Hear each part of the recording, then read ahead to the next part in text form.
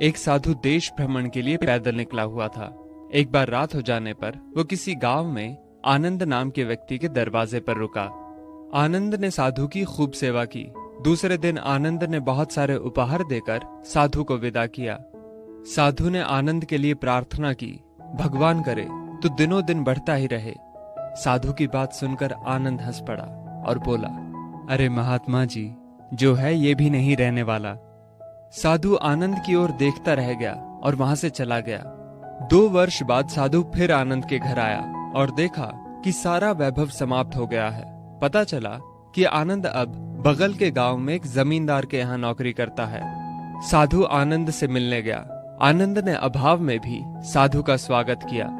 झोपड़ी में फटी चटाई पर बिठाया, खाने के लिए सूखी रोटी दी।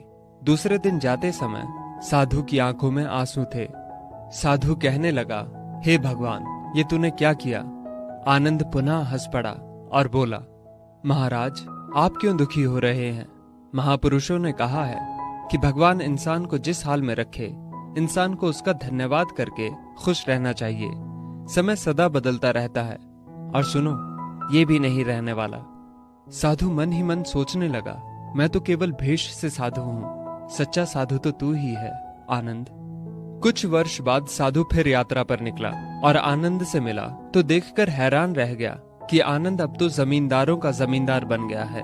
मालूम हुआ कि जिस जमींदार के यहाँ आनंद नौकरी करता था वो संतान विहीन था। मरते समय वो अपनी सारी जायदाद आनंद को दे गया।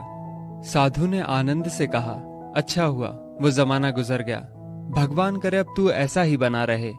ये सुनकर आनंद फिर हंस पड़ा और कहने लगा, महाराज, अभी भी आपकी नादानी बनी हुई है। साधु ने पूछा, क्या ये भी नहीं रहने वाला? आनंद ने उत्तर दिया, हाँ, या तो ये चला जाएगा या फिर इसको अपना मानने वाला ही चला जाएगा। कुछ भी रहने वाला नहीं है, और अगर शाश्वत कुछ है तो वो है परमात्मा, और उस परमात्मा की अंश आत्मा। आनंद की बात को साधु ने गौर से सुना और चला गया। साधु कई साल बाद फिर लौटता है तो देखता है कि आनंद का महल तो है, किंतु कबूतर उसमें गुटरगू कर रहे हैं और आनंद का देहांत हो गया है। बेटियां अपने अपने घर चली गईं, बूढ़ी पत्नी कोने में पड़ी है। साधु कहता है, अरे इंसान, तू किस बात का अभिमान करता है? क्यों इतराता है? यहाँ कुछ भी टिकने वाला नहीं है। दुख या सुख कुछ भी सदा नहीं रहता। तू सोचता है पड़ोसी मुसीबत में है और मैं मौज में हूं, लेकिन सुन, ना मौज रहेगी और ना ही मुसीबत। सच्चे इंसान वे हैं जो हर हाल में खुश रहते हैं। मिल गया माल तो उस माल में खुश रहते हैं, और हो गए बेहाल तो उस हाल में खुश रहते हैं। साधु कहने लगा, धन्य है आनंद तेरा सत्संग, और धन्य है तुम्हारे सतगुरु।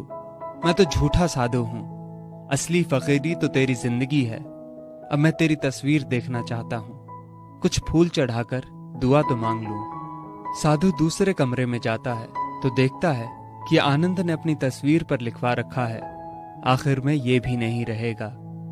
खूबी और खामी दोनों ही होती है हर इंसान में। जो तराशता है उसे खूबी नजर आती है, और जो तलाशता है उसे खामी नजर आती है।